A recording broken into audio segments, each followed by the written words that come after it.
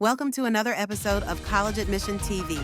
JP Novin talks with Lisa Vollendorf, president of Empire State University, about their proactive approach to AI readiness, including integrating AI literacy into the curriculum and developing stackable credentials to address the evolving workforce.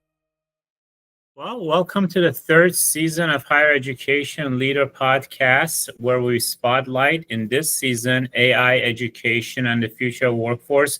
I do want to thank our sponsor, directadmit.com, helping students navigate their journey through higher education with clarity and confidence. I'm also excited to say that not only will this podcast be available on Spotify and any source you use for your podcast, but we've now introduced College Admission TV. Is also going to be hosted on there as well. I'm your host, JP Novin, and today I'm honored to be joined by Dr. Lisa Vollendorf, president of Empire State University.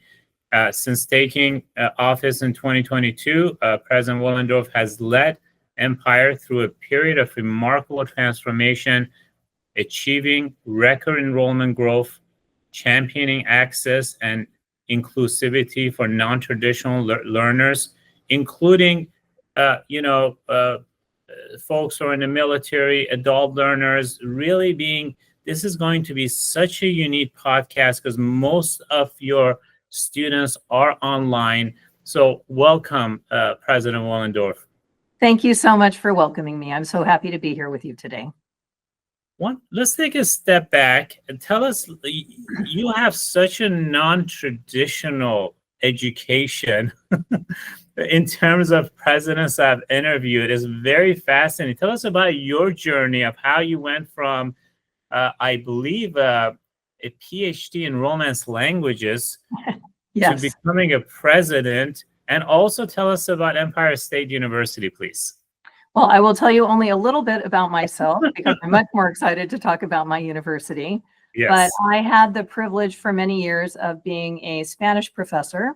My area of research was, and my area of interest continues to be, Inquisitional Spain and colonial Latin America. And my research really was about women's cultural history in that time.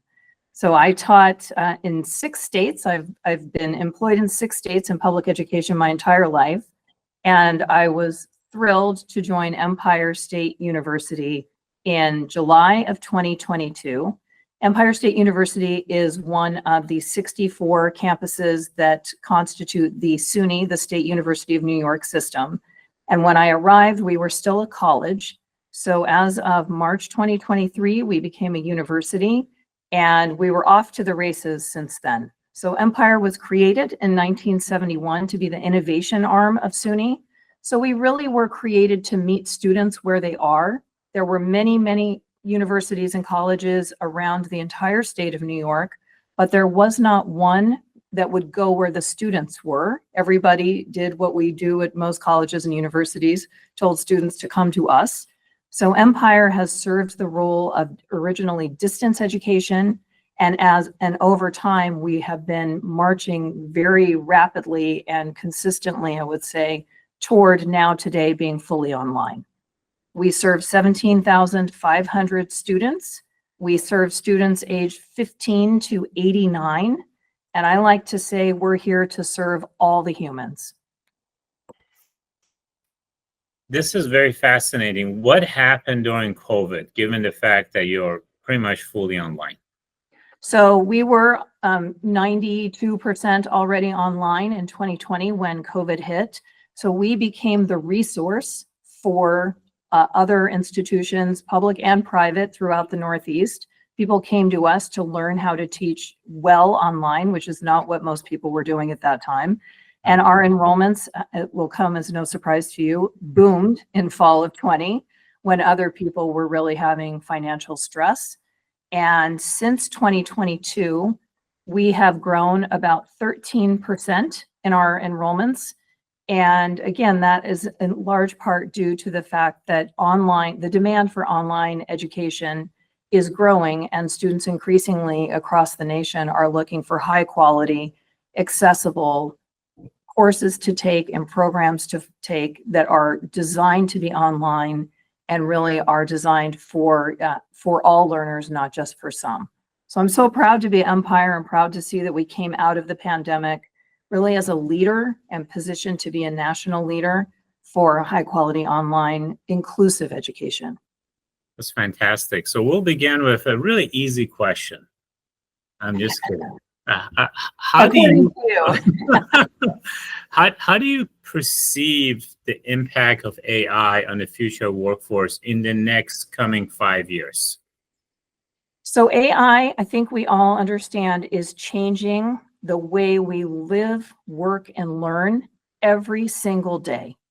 And I think that it would take a lot of hubris for someone to say that they're ahead of the curve, because the curve is so far ahead of us that it's probably impossible to be ahead. What I think is happening in the workforce is uneven. Small businesses probably are lagging, and I think that that's an area that we can lean into to help with workforce development at scale.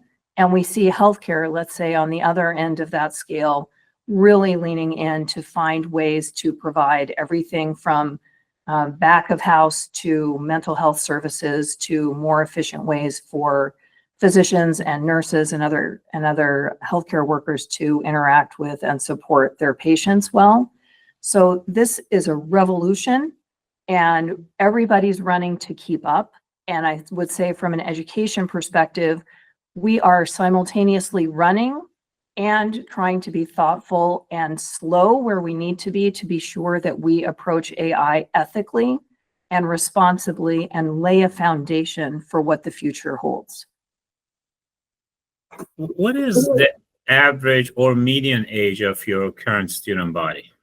So the median age of our students right now is, I think, 33 years old.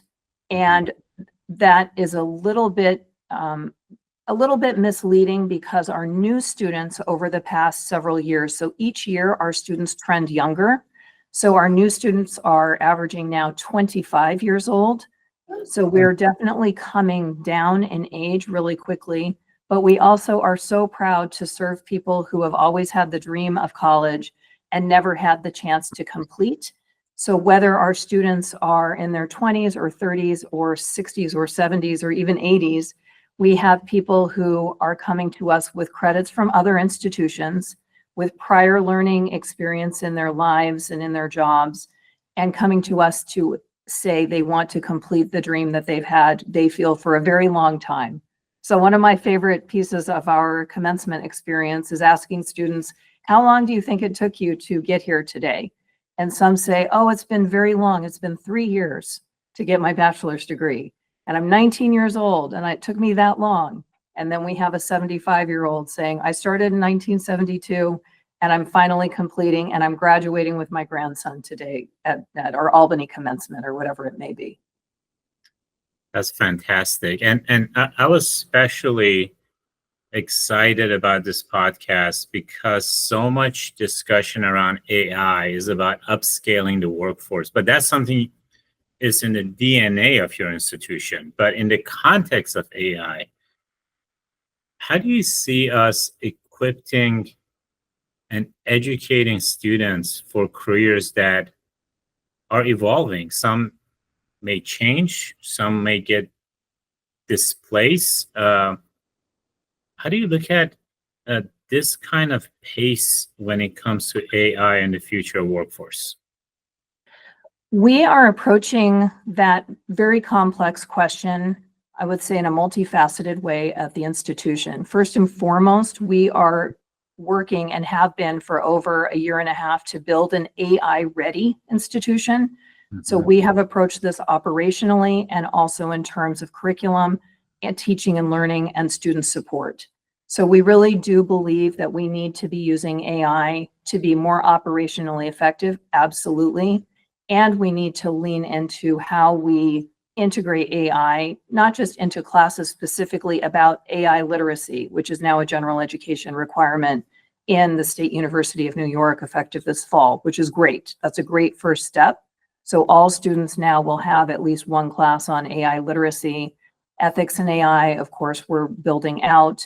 We're starting to build some stackable credentials to answer your question about how we can use the flexibility that's part of Empire State University and has been part of our ethos from the very beginning, so that we can also invite people who may be looking to reskill or upskill to know that we're a resource for them to come to take the micro-credential, to take the certificate, and to really build those skills over the skills they already have and the knowledge they have and the careers or the jobs that they currently occupy.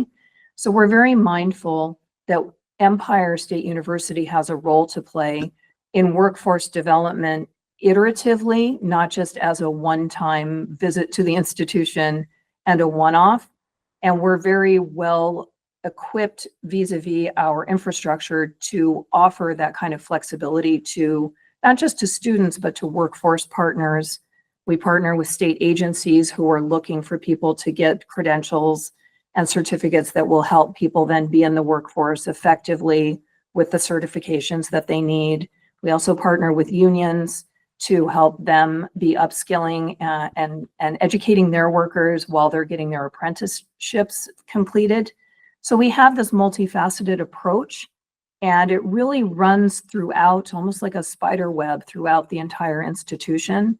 And the question that you asked about how are you going to do this and do this well, really is something that we take very seriously. And part of what we know as an institution that was created to be different from the beginning is that we embrace innovation, and we are very good at piloting and iterating and looking at our data and learning from what we, whatever experiment we might have run, and figuring out where we can lean in and scale so that we can offer more opportunities for students or existing students and people who are out there working and may want more education to come to Empire, to plug in for what they need, to get what they need, whether it is a certificate, a micro-credential, or an associate degree, or a bachelor's degree, or a master's degree, so that they can go back out and contribute to the workforce meaningfully in the AI economy. Well, I've prepared a list of initiatives that you all have had since 2024 in AI, and it's staggering. And I'm curious who is doing all of this, because you have October 2024, you had the AI Awareness Week, so it's still early. Yes. You had the inaugural AI Fellow programs. You have academic programs on AI focus, so advanced AI for economics and business analysis, MS in applied analytics. You're definitely doing AI-enabled tools in your education technology. You have a certificate and micro certificate around it. You have a consortium, SUNY-wide AI and Society Initiative. How does this all happen? I mean, is it professors taking this on? Are the deans? I mean, what causes this much activity in an institution of your size? Well, we are a university on the move, I like to say, and we have some people who really are very innovative and choose to come to Empire to work in service to our diverse student population. So I will say that the ethos of Empire, in part, is where the flame is. People choose this institution because they know we're different. People choose the institution because they know that if you're faculty here, you have the opportunity to serve a very diverse student population and to always be seeing where there are new opportunities, that there's support for those opportunities, because we have changed so much since we were formed, again, to be a distance education institution with many locations around the state of New York. And now we serve students in every county of New York, in every state, and in 50 countries. So we embrace innovation in a way that I have never seen in my career. And we embrace innovation alongside a very deep commitment to meeting students where they are and respecting their journey, as opposed to telling the students to come fit in our box and to check off our boxes. So I would say that foundational ethos of flexibility, innovation, and inclusion really drives then the ability to do all of these initiatives at once. And some of them are smaller than others. Some of the programs that you mentioned are in development and still need to be approved through our very complex approval system level approval process. But we are continuing to move to build curriculum where we know we need to build it, And I would say that one of the real points of pride for me is that our functional units, so our non-academic core, have really embraced the opportunity to learn, to iterate, to find ways to integrate AI so that we can serve our students better and do our work more efficiently and effectively. So overall, I think that we are a university that is excited about AI, and we have the same concerns that everyone has, and if they don't have them, they should, about the dangers and the potential for harm if we don't have human in the loop approaches to artificial intelligence. But when you say who's doing it, I'm so proud to work with so many colleagues across the campus who are the super users and the leaders and the innovators who are, of course, already, really blowing it out of the water in their courses, in their disciplines, and helping us take on some big operational sticky issues to see if we can bridge toward a future where there will be software available for us to solve some of the problems. But today we're building our own approaches, and we have people who are still dipping their toe in the water, certainly. But for the most part, it's an institution that is open to change. And we know that we change in service to serving our students better. And we know that serving our students better really impacts opportunities for social mobility, unlike almost any other institution out there. Well, to me, anytime I look at institution, it's inside out, meaning that education begins with the faculty and administration. So when I see in an institution so much activity, one, it tells me that there's flexibility in the institution. Two, it tells me that there's care, because these are not all top down. These sometimes, people are interested and they have the ability to experience and experiment. So it goes to how the university is being organized and the ethos and the DNA of institution. And for me, it's fascinating, frankly. So kudos to you and your entire team for having that kind of environment. And it's going to translate to the students as well, because if that is happening, it's going to cascade. Now, because you have so many students that are online, I'm curious, what percentage are employed, or what percentage are just studying? Are most of your students working while they're going to school? So our statistics are interesting that most of our students, the super majority, are working at least 30 hours a week. I think that we're at 85 to 90%, depending on the year when we take the pulse on that. We have many parent students. So that's another component of the complexity. We also have students who identify as neurodivergent and come to us because they feel more comfortable studying online and look to us to be supportive of them. And I think that we bring some real creativity to our support of that student population. And we have a lot of students too who are caregivers and have multiple responsibilities and who come to us because the asynchronous online format works for them. And not just that, because there are a lot of places where you can take an asynchronous course, but because we wrap our student supports around our students in an online environment. I was speaking today with our director of our Center for Teaching and Learning, Melissa Wells, who is an extraordinary human. And she was telling me about how we now have drop downs built into our Brightspace, our learning management system, so that students can do self-assessments, so self-paced assessments in their classes to reflect on their own learning. And part of this is to mitigate against overuse of AI by students. So this is something they have to do. It would be hard to get, maybe agentic AI next gen will be able to do it for them, but something that the students themselves are doing, reflecting on their learning, reflecting on what they know, what they want to learn, things like that at different points in their courses, but then also identifying if they feel that they have a gap in their learning or their ability to proceed, or if they have some barrier in their personal lives that they're facing, they can, within the learning management system right there, look at the student support drop-down menu and click to find if they need counseling, click to find if they want to connect to our virtual food pantry, click for tutoring, of course, and other things that are probably more obvious.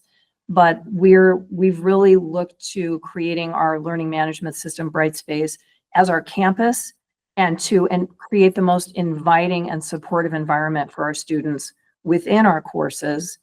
And I think that that does speak to the heart that we bring to the work at Empire that is different from if you took a course at one of the large online providers, for your own professional development or learning. It's very different. You're consuming the learning there, where here you are entering into an educational community that is supportive of you as an individual.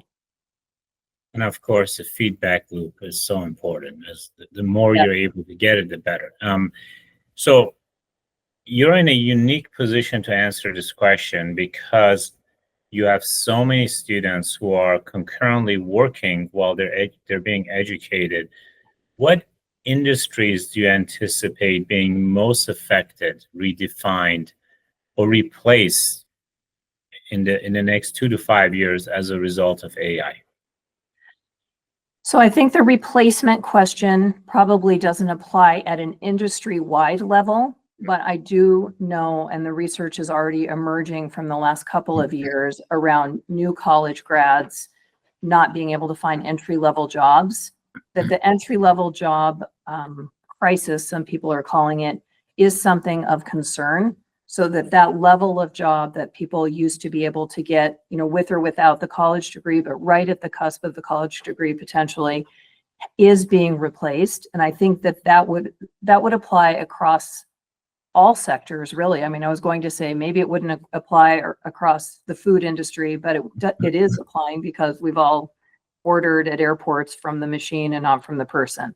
So that level of employment is rapidly disappearing across all sectors. I think the place that many of us are looking to for the innovation, the large scale innovation that could be a leader for other sectors, is healthcare. We have a wonderful partnership with Northwell Health, which is the largest private employer in the state of New York. And they are a growing concern, and they really are concerned about having a future workforce that is ready for what is to come. So we've been talking to them about partnering with their in-house experts, physicians, nurses, clinicians, whatever it may be, and our own faculty to be building out AI for healthcare and ethical AI and responsible AI for healthcare as a way to start to blend expertise to, again, try to at least get ahead a little bit of what's coming. But I would say healthcare in particular is rapidly being restructured around AI. And I recently learned, I was at a conference at OpenAI, and their research tells us today that among the top 3 uses of ChatGPT since it launched is essentially counseling. People are looking for therapy, they're looking for community, they're looking for friendship. So this connection, this human connection, is very important. And I think that we'll see a lot more application of AI in ways that are surprising to many of us. But when people are looking to connect with others and they're in crisis, and they can connect meaningfully with an AI apparatus as opposed to a live human, if it saves a life, I think we would all agree that that's meaningful and important. And then it's even more important at that scale for us to think about responsible and ethical applications of AI. But I think that we're seeing across all sectors significant threats and significant opportunities. And this is where I think higher education has a real role to play in helping us, think about what does that look like if the lower level work is being done in accountancy? What do we really need our accountants to be able to do? So information literacy, all the skills you need to be an accountant, absolutely. But you may not have to deliver on all of those because, we've gone from the abacus to the calculator and now to AI doing some of that lower level calculation work. So, as you know, 77 to 79% of our GDP comes from services now. So finance, healthcare, education, retail, hospitality, professional services. This is where most jobs are going. I mean, manufacturing, construction, energy, all of that has really dwindled down. Agriculture is less than 2% now.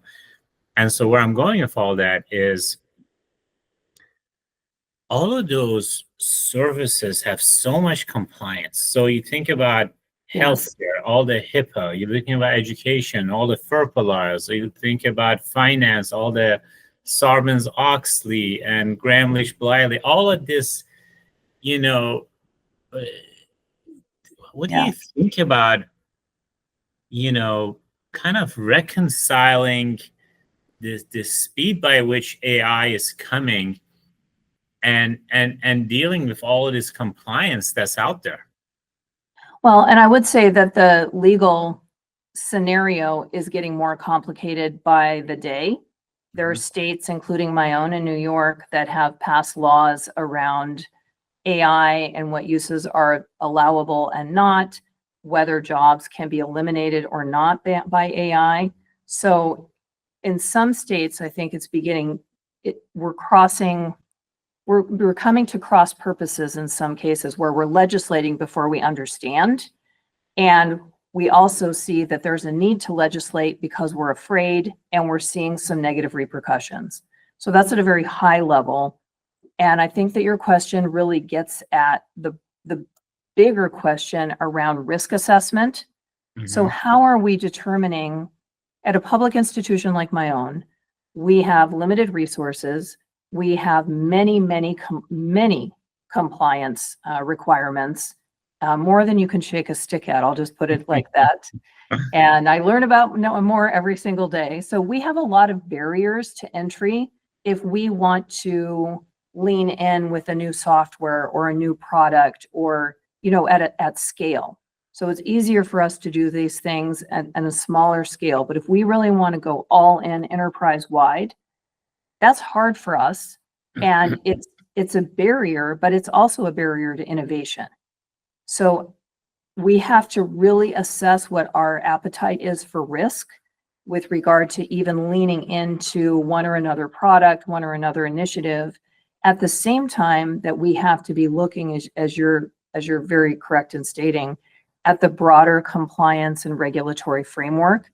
And as the regulatory framework changes state to state, it's making it more complicated in many regards for an institution like mine that serves students in all states to be able to continue the work of providing access to higher education that is affordable and is high quality to students in other states, because we have to be mindful of the AI regulatory framework.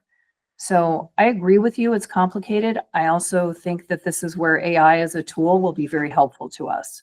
So when you talk about professions that are being restructured, my son is a lawyer, and this I should have mentioned that first and foremost, because that is definitely one where a lot of the lower level jobs are probably being eliminated and certainly not rehired for, as AI can replace those. But then, of course, there's more of a responsibility now for employers to have really well-versed, highly skilled humans who can assess, who understand AI, who have really strong information literacy, so that our longtime emphasis on critical thinking in higher education has never been more important, I would say, than it is today. Now, our education system is very different.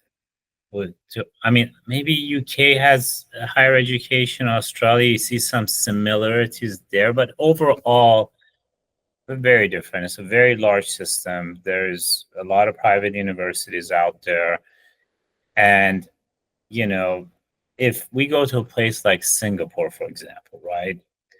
The whole discussion is about upscaling the workforce. I mean, it's very singularly focused on what they want to do. If you go to smaller place like Finland, I mean, this place is as big as South Dakota or North Dakota, whatever. They're very focused on this holistic approach of really giving students a sense of well-being. I mean, one is egalitarian, the other one is extreme meritocracy. So they're Yes. just so different, right? When you look at our, higher education system, it has changed a lot since the John Dewey days as far as how we look at it. And I don't think it's all for the bad. I just think things are evolving. The industry are evolving. But having said that, we have about 55 to 60% of our adults above 25 years old who don't hold a higher education degree, right? So the question becomes, we know these industries are changing. We know some might get, if you're driving a car, if you're in customer service, if you're in a lot of these things, you have to worry about what you do. Even if you're a retail pharmacist, you might have to worry about certain job functions. So the question is, how do we upscale or educate a big population of our society who's now living and working into the 80s at times, given what's happening? What do you see the role of education? And this is a terrible dissertation question, but bear with me. Accreditation, how we actually structure education in the age of AI. So my old professor would give me a 0 for having 4 questions in one, but I think it was 6, my friend. 6. I'm sorry. So, but you could pick any of those then. Excellent. I will do my best. Well, I mean, I think that the gravity of the question, the complexity of the question points to the gravity of the situation. Yeah. So what I will say from my perspective as a university president of an online public university in service to all humans, we're an access institution. We're proud to serve as many students as we can with integrity. The ethos that I bring to public higher education is one of recognizing the responsibility that we have to educate our students well to the best of our ability at the time that is happening. And we have a responsibility to look forward and to always be forward facing so that we can enable students to do what the new economy, and this new economy has been around now for 30 years. So this is just another step. It's a big step. It's a big evolutionary step in the modern economy, but we still are now talking about an economy where it's not physical. It's very much about what skills people bring to the table, brain power, and how people approach their work and are able to work well with others, to learn how to learn at college, and then to come back and consume learning along the way. So I would say to people, to the 41.4 million and counting people in this country who have some college and no credential, now is the best time in your lives to find an institution like Empire that wants to serve you, that wants to help you complete what you started, finish what you started, and doing it now will give you access to even entry level, whatever level a person needs, to knowledge and skills for AI literacy, the ethics of AI, so that you can be a contributing member of the economy and you can learn how to learn more. And so I do think that we need easier on-ramps and off-ramps for education so people can come in, get their credential, get a stackable credential that leads to a degree over time. This is the gold standard. I also believe that we need more commitment in higher education to credit for prior learning, to recognizing that people come to the table with skills, with experience that do match up to what we offer in the classroom. This is something we pride ourselves on here at Empire. And we need to really be leaning into full transferability so that our students on average have attended 2.6, I think, institutions is our current average, which means some people are coming to us fresh out of high school and some people are coming to us with 4 or 5 transcripts. We love serving all of these students and we do our best. If they want to expedite to degree and want to count as many credits because they want a degree for whatever reason, we help students achieve that.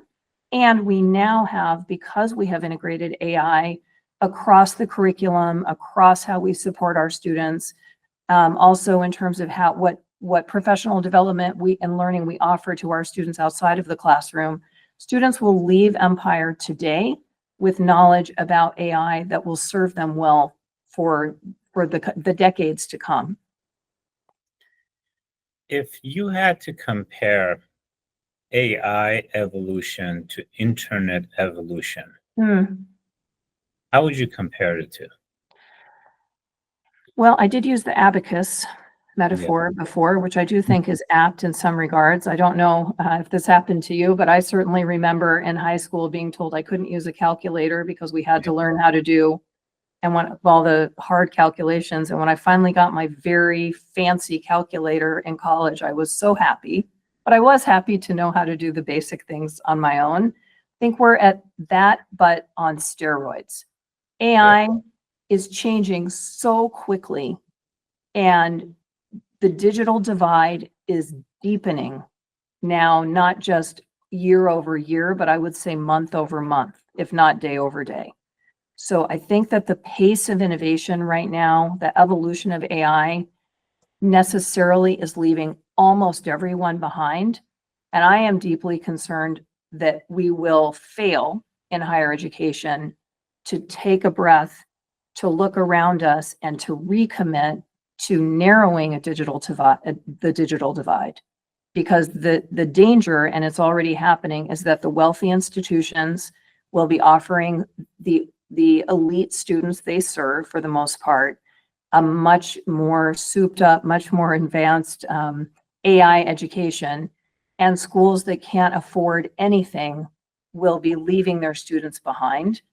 And a place like Empire that is committed to access and inclusion really does have a unique role to play in helping AI be accessible, affordable, and helping people learn how to learn with AI and to be responsible with AI. Because if institutions are not inclusive, then we're really driving a deeper wedge. So that is one of the areas, just like with the advent of the internet, when we used to be very concerned, and we remain concerned for many rural parts of the country, that people don't even have access to broadband. And that, I think, translates into a really deeper and much more concerning divide that is being created that will leave people behind, and it won't even give people a chance to upskill because they won't even be able to come to the table with basic skills around what is AI, how do I even know if something's created by AI, what is ethical application of this tool, because they simply will have no knowledge base. Those are the things that concern me and that really help me be on fire to think about how to do this work and scale this work so that we can ensure that our diverse student population is coming through Empire and getting exposed and getting deep knowledge about what this tool is, what this technology means for the future of humanity, so that we can responsibly educate the students. Well, you touch upon so many great points, but I think this point between access and equity, I mean, we've created a lot of access, but we still are grappling more and more. I think the issue of equity, because it's so cemented in finances and financial well-being. So there is this interesting discussions that's been going on for years, which is, can AI help, bridge the gap? It could go either way. It could widen it, but can it provide more access that people who have less resources will have as a result of AI? Certainly more access to knowledge, but to career. So that's going to be, I guess, couple of last question. One is going to be, what do you see the role of K-12 in this? So that was actually going to be my answer, or my thought as you were speaking was, I'm so grateful to some of the very bold and courageous leaders we're seeing in our K-12 large systems, especially across the country. So Miami-Dade is leaning in to AI, Los Angeles County, many actually the school districts in California, same thing. We've really seen that there are some leaders of K-12 who view AI as a power for good as a tool for good. And it can be a tool for good, just as all technology potentially can be a tool for good. But it can only be that if we educate our children to responsibly engage in thinking about AI, thinking about what it means to create images with AI and post, and what is a deep fake and what is its impact. So I think 5-year-olds and 10-year-olds and 15-year-olds are very well positioned to engage in that kind of a dialogue, which if you think about, that's a very complicated, you studied philosophy, that's a complex question, right, for a child. But I think Robert knows it needs to tackle this one too. So I do think that higher education is part of a broader K through 16 system of education. And the more that we think of it that way, the more that we can take responsibility for supporting our K-12 partners. I'm really excited at Empire this year for 2 initiatives that we have with high schools. And, we generally have served adult learners. I will never say non-traditional students, because adult learners and working learners are traditional students. And this year, for the first time, we're partnering with 2 high schools. One of them is Brentwood High School on Long Island, which is a very large, very diverse, 80% Spanish-speaking high school. And we're teaching business Spanish in Spanish, one of our faculty is Luis Camacho, to these students, so that these students can see, and their families and their communities can start to see, that college is accessible to them, that the state of New York has created a university that wants to serve them.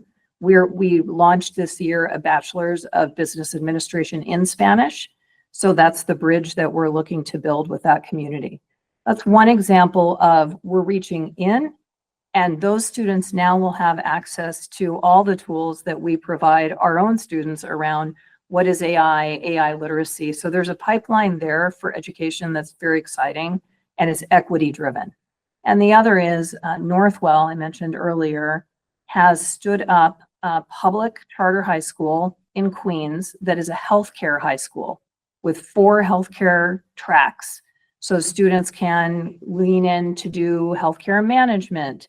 They can learn how to eventually be nurses and come up through the nursing track, et cetera. And we are the online educational partner there. Again, this is in a very diverse, historically underrepresented in college area in Queens. And this is another example of, we will be able now to reach students who are teenagers to help them begin a learning journey that will bring them to higher learning over time and to stackable credentials and degrees over time. And I think that more of that kind of innovative, flexible approach to thinking of institutions as partners in service to our students really is what we need to be flexible and effective as the world changes rapidly around us. President Vollendorf, I'm going to leave the last part to you. Is there anything else you'd like to say before we wrap up this podcast? I would just say that at Empire State University, we are embracing this moment. It is a revolutionary moment of technology, and we take really seriously our responsibility to sift through the noise, to find ways to educate the next generation of learners, and to invite people who are already working and looking to reskill or upskill to know that there are public universities like Empire that exist to serve you.